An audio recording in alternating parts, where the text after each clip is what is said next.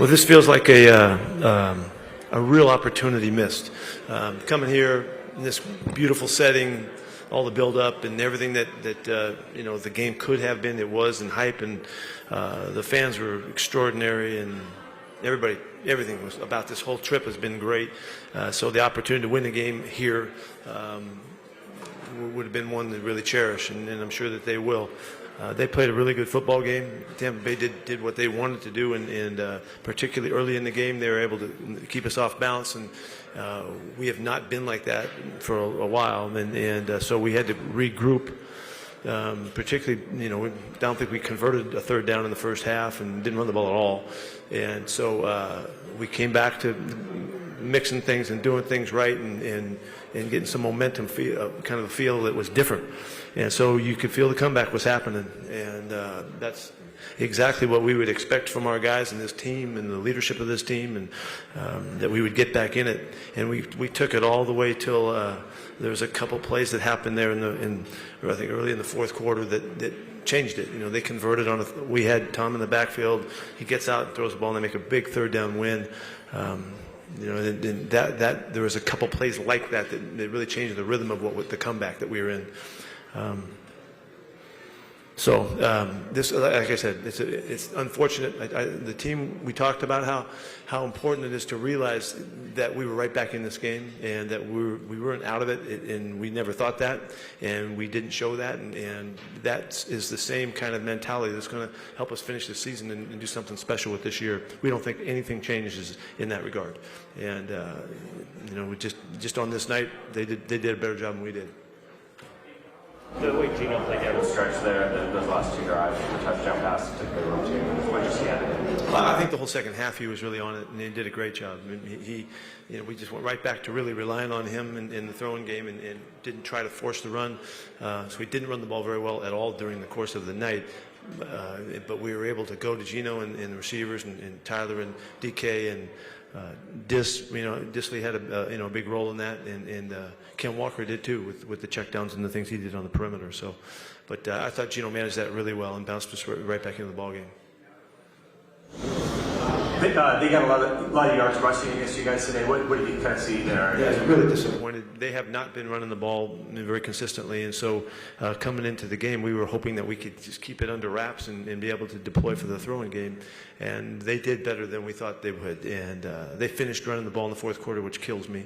That last drive, you know, to not get the ball back and get our chance again, that's just not the way we expect to play, or the way we ever want to, you know, put it out there. So that's unfortunate. But you know, give them credit. You know, they mixed it well.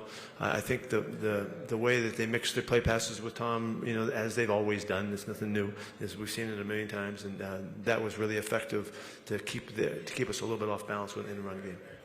Coach, why were you not able to have more success on third downs on both sides of the ball? Yeah, we didn't function well at all. Either side, like you're saying, you know, it was 1 for 9 or something, and like 10 for 15 or something on the other side. That spells, you know, what happened in the game, our inability to function there. Some change-up looks. We got late with a couple situations and didn't get exactly the way we wanted to get it lined up, and on offense. And defensively, they threw and caught it in spectacular fashion. The guys making the plays, they got great receivers, and they showed it tonight. They came through with guys hanging all over them, and with some terrific throws, and they kept converting, and that was the difference in the game. You touched on it a little bit earlier, but just the crowd here, the atmosphere. What a spectacle. I mean, this is an unforgettable occurrence to be in that stadium with them all connected like that. I don't know. I mean, it's obviously, I was respecting the fact they must have done this a lot because they were really good at it, and it is unforgettable, really, experience, and really feel lucky to have a chance to be here. You've been on the highs have been high this season for your team. A lot of rookies playing well. There was a lot of buzz around the team for a win streak. But are these also the values that a team can dip into if you rely this heavily on the rookies? You know, because for 3 quarters, of course, it looks more like a blowout than anything else. Well, I would just say that, you know, it's really hard to win them all, you know, to win every game.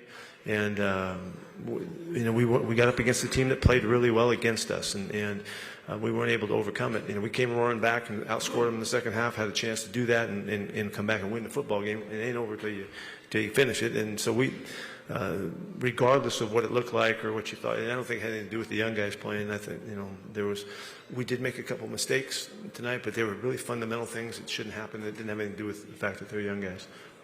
Hi, Pete. This second time in 5 years that we played in Europe. Do you feel any difference between the London game and this in Munich? The London game in Munich? Yeah, I think I've never seen a crowd like this. I've never been in a stadium where a crowd was so much in unison and connected like they were. We've been in loud stadiums and really louder maybe even, but never where everybody was. I don't know, how do they do that? I don't know how they all sing exactly the same like that, but it was really a spectacle. I would like to talk about Cody Barton, and today is his birthday, and he made one of amazing play with the interception. And for me, what I have seen is that in the last month, like that, he's playing really well, and he's one of the best players in the defense. Yeah, Cody has been playing really well, and he has really improved in the last 2 or 3 weeks in particular. Today he had some really nice plays on the perimeter. The interception was a gorgeous play. Jordan had a chance at 1-2. Unfortunately, we didn't get it, but Cody has done a good job. He had to jump in from at the other position for Jordan tonight too, and so we're really pleased. We need everybody to be continuing to get better. Cody's on track to do that. So this season was really strong already, but now you lost this game. And what was the tactic about this game or for the game tonight? And what do you want to do for the next games which are coming up? Yeah, we allowed them to do things they hadn't done. They ran the ball really well, and they played really well on third down. Those aren't things that they've been really great at, and we were kind of hoping that it wouldn't be like that. So for us, we have to go back to making sure that we respect the running game and do the things we have to do to stop that, and then we've got to make our plays on third down. We really didn't get close to Tom tonight. We had a whole rush plan and a concept that we were going with, and we couldn't get to him. And so he had his second opportunities to find his receivers, and he did a great job of it. I thought he played really, really well tonight. Coach, there was a report earlier today about your eagerness to keep the two quarterbacks, Drew Lock and Geno Smith. Is there a possibility that those talks with those two players could begin before the end of the season? Is that a possibility? That's a really good question. We're not there talking about that yet. We're in the middle of the season and we're doing the things we need to do. But there's a conversation that's coming. We understand that. We're really pleased with our guys. I think they've done a great job. Geno's having a fantastic season. He showed it again tonight. And we really like Drew also. So we'll see how that goes. But I don't have any updates for you on that. What did you think was the issue with your running game today? And then also, what did you think of the field? Guys were slipping? Yeah, the field was hard on everybody. It was slick, I guess you could say. Everybody, both sides of the ball, I think in all positions it had some effect. But remember that it's the same. It's not a factor that anyone is more behind it. It was just hard on everyone, and you could tell. And that was, I wish the field was firmer. Sorry for your asses, Pete. Did you get an explanation on them picking up the flag in the end zone on the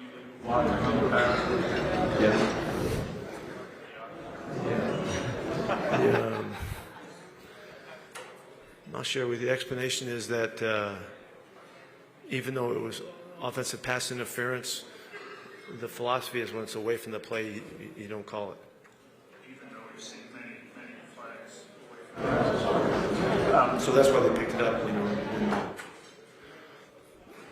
It was a hard night. And there was a lot of stuff that we'll go back and look at and see, and maybe we'll feel differently about it. I don't know, but it was a hard night.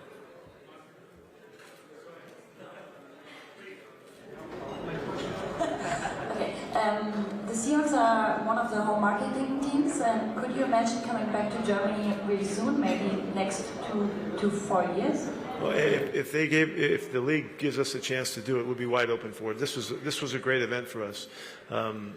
Having it come the week before the bye is really valuable. I mean, it's a total different experience if you didn't have that. I wouldn't want to do that if it wasn't with the bye, but it's just competitively such a challenge, So but yeah, we're wide open.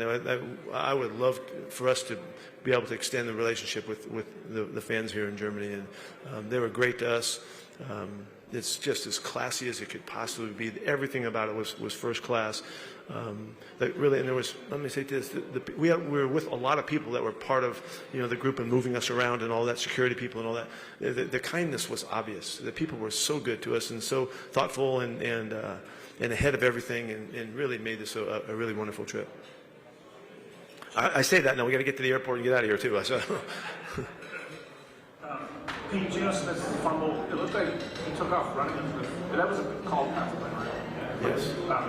What happened on that, and what was that? Really quick, I couldn't see it. I couldn't see what happened. I know he turned up, and he was going down to get down, and it got knocked out. It's a huge turnaround. We were in with another great opportunity right there, and those are crushers. Last week, we have seen that one of the main powers of the offense is the usage of the tight ends, with personal 13 and 12 for a lot of times. And today in the first half, we haven't seen it a lot. Then in the second one, easily had some plays, also not fun. Why this difference in this game? It just, we didn't convert enough to get enough chances. It was all part of the plan. You saw we started making our first downs, and then we spread the ball like we wanted to. We love getting the ball to those guys, and you saw why. Will's really a good catcher and runner, and Noah is as well as Kobe. So it's a great position group for us. Nothing really got going in the first half. We didn't get enough opportunities. It always, this is kind of the same old story. When you don't convert on third down, you just don't see the plan. You can't see what it's all about, and so that was unfortunate. What happened to Dieskridge, and what happened with Jordan on those couple of plays when he had come out? Yeah, Dieskridge got hit. He got whacked on the hand. There's nothing broken. It blew up on him, so we couldn't get him back in the game. Jordan had cramps.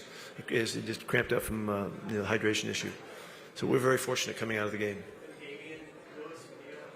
I don't know about that. Sorry. Does anyone have problems with a long flight and then jet lag? Or how do you do or deal with the fact of traveling for a long time? Yeah, it is a challenge. It's a real challenge, and we could feel it as each day. And we weren't all exactly the same because guys didn't respond exactly the same. Some guys were able to sleep on the plane. Some guys weren't. Some people woke up in the middle of the night. A number of people, 4 o'clock seemed to be ring the bell, and a bunch of people woke up early. But the way we scheduled it, it did not seem like it factored in at all. We felt pretty good about it, but we felt like we needed all those days that we took. I think we left on Wednesday, and then to get it going. But I think we managed that quite well. I don't think it was a factor. Anybody else? One last question. Last question. Do you think that play abroad the States is an opportunity to improve in the team building? Please ask that again. If you think that playing abroad the States, this type of games, is an opportunity that the improvement in team building? Oh, yeah. No, there's no question about whenever we get a chance to travel together, there just is opportunities. Everybody's hanging. And that's why I'm in favor of these kinds of things. It's why when we travel across the country, because we're all the way in the west side of the country, we always go for 2-day trips, and it gives us a chance to take more out of the experience. And I think as the season wears on, we become closer, and it's just a natural fact that it happens, And so this is why I'm not opposed to doing what we're doing. I mean, you can't travel any farther.